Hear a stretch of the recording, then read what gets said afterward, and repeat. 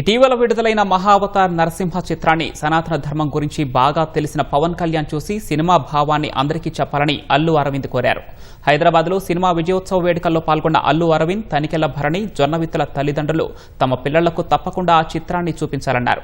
ప్రస్తుత సమాజానికి ఏం కావాలో అది ఈ సినిమాలో ఉందన్నారు.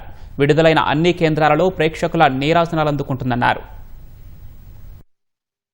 మేము లోపలికి వెళ్ళిపోయాం. ఈనాటి భక్త ప్రహ్లాద, ఎస్వి రంగారావు, నరసింహస్వామి, ఆ రోజారమణి, జీవము నీవే కదా అన్న పాట అక్కడ మొదలైపోయింది. నాకు అలా వస్తూనే ఉంది. ఒక్కొక్క సీను ఇది సినిమా తీశారా లేకపోతే సాక్షాత్కారం జరుగుతోందా మాకు అర్థం కాలేని ఒక అద్భుతమైన లోపలికి వెళ్ళిపోయాం.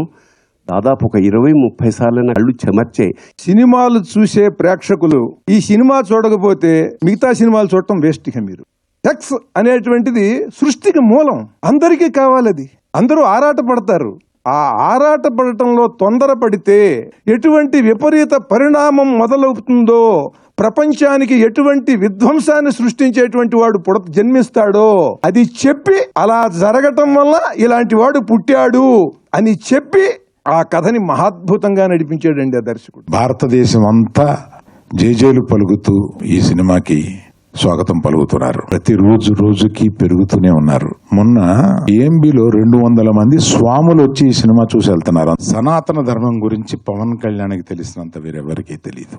అతను సనాతన ధర్మం గురించి మాట్లాడితే మనం ముగ్ధులం అవుతాం. తప్పనిసరిగా వారు ఈ సినిమా చూడాలని, ఈ సినిమా గురించి మాట్లాడాలని కోరుకుంటున్నాను.